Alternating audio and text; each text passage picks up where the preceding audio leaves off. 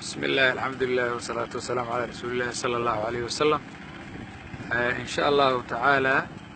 وحان مارتيا دياريو هينا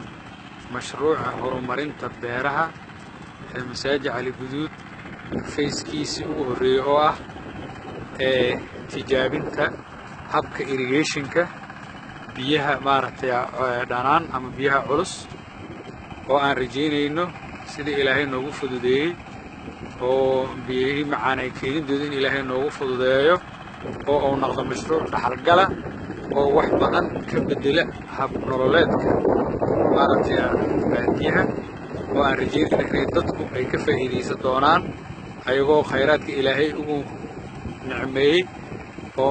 dhulka hoostiisa ku jira iyo dhulka korkiisaba ka faa'iideysan doona Ilaahay idinkii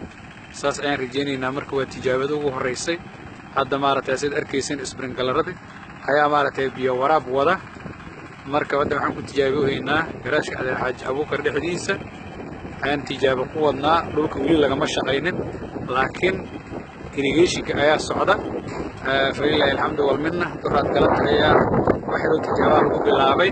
لكن ما أنت أسف في عن مارتي الله لو ورابيوها يا مركز جا رول كنا بسبدل الآن كدريمو هنا لكن ست أحمال مدة رجين إن نسبدل وين أو كي هذا ما شاء الله.